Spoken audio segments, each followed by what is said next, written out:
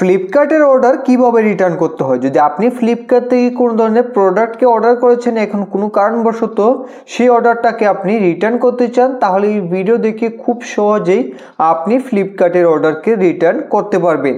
তো এর জন্য সবার প্রথমে আপনি ফ্লিপকার্টকে ওপেন করবেন। ফ্লিপকার্টকে ওপেন করে এখান থেকে অ্যাকাউন্টে ক্লিক করবেন। অ্যাকাউন্টে ক্লিক করে এখন এখান থেকে অর্ডারসে ক্লিক করে দেবেন। অর্ডারসে ক্লিক করে দেওয়ার পর এখন পেজ লোড হবে। তারপরে এখানেই আপনি ফ্লিপকার্ট থেকে করা সকল অর্ডার দেখতে পাবেন। তো এখান থেকে আপনি যে অর্ডারকে রিটার্ন করতে চান তার পাশে ক্লিক করবেন। ক্লিক করে দেওয়ার পরে এখন কিন্তু আগে এখানে রিটার্নের অপশন ছিল, কিন্তু এখন এখানে আপনি রিটার্নের কোনো অপশনই দেখতে পাবেন না। তো এর জন্য এখান থেকে আপনাকে হেল্পে ক্লিক করতে হবে। হেল্পে ক্লিক করে দেওয়ার পর তারপরে এখান থেকে আপনি রিটার্ন দিস আইটেম দেখতে পাবেন, তার উপরে ক্লিক করে আপনি অর্ডারকে রিটার্ন করতে পারবেন। তো অর্ডার রিটার্ন করার জন্য আপনাকে যে কোনো একটা রিজনকে সিলেক্ট করতে হবে, কী কারণে আপনি সেই অর্ডারটাকে রিটার্ন করতে চান। যদি আপনাদের প্রোডাক্ট ডিফেক্টিভ থাকে এখানে ক্লিক করবেন, আর যদি প্রোডাক্ট মিসিং থাকে এখানে ক্লিক করবেন, আর যদি এখানে আপনাদের ড্যামেজ প্রোডাক্ট আসে তাহলে এখানে ক্লিক করবেন, আর যদি রং আইটেম আসে তাহলে এখানে ক্লিক করবেন। তো আমাদের ডিফেক্টিভ অর্ডার, তার জন্য এখানে ক্লিক করে দিলাম। তারপরে এখান থেকে যে কোনো একটা রিজনকে সিলেক্ট করে নেবেন। তো এখন কমেন্টসের জায়গায় আপনি লিখে দেবেন কী কারণে আপনি অর্ডারটাকে রিটার্ন করতে চান। তো এখানে আমি কিন্তু একটা RGB লাইট অর্ডার করেছিলাম, তো সেই লাইট ঠিক আছে কিন্তু তার রিমোট খারাপ। তো এখানে আমি লিখে দেব রিমোট, এইভাবে রিমোট নট ওয়ার্কিং। ঠিক এইভাবে আমরা এইভাবে কমেন্টসে লিখে দেব। আপনি চাইলে কিন্তু এখানে নট ওয়ার্কিং বা আপনার অন্য যে সমস্যা আপনার প্রোডাক্টে তা লিখে দেবেন, ডিফেক্টিভ অর্ডার বা ড্যামেজ প্রোডাক্ট, এইভাবে কিছু একটা লিখে দেবেন।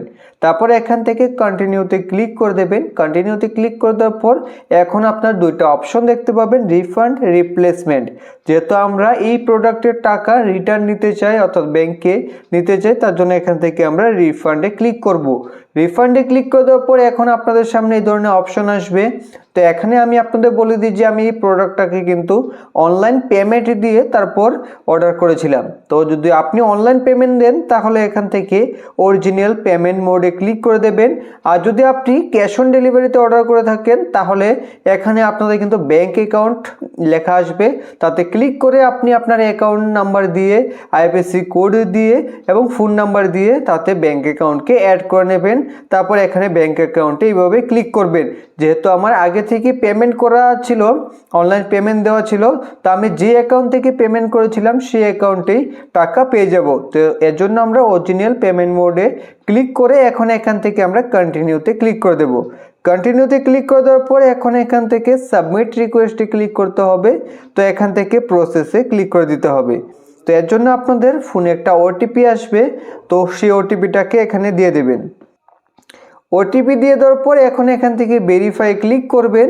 তারপরে এখানে আপনাদের যে রিকোয়েস্টটা সাবমিট হয়ে যাবে এবং 2-3 দিনের মধ্যেই আপনার প্রোডাক্ট রিটার্ন হয়ে যাবে। রিটার্ন হয়ে যাওয়ার পর 1-2 দিনের ভিতরেই আপনি সেই প্রোডাক্টের টাকা আপনার অ্যাকাউন্টে পেয়ে যাবেন। তো এইভাবে খুব সহজেই কিন্তু আপনি ফ্লিপকার্টের অর্ডারকে রিটার্ন করতে পারবেন। যদি ভিডিওটি ভালো লাগে থাকে একটি লাইক ও চ্যানেলকে সাবস্ক্রাইব করবেন। ভিডিও সম্পূর্ণ দেখার জন্য সবাইকে অসংখ্য ধন্যবাদ।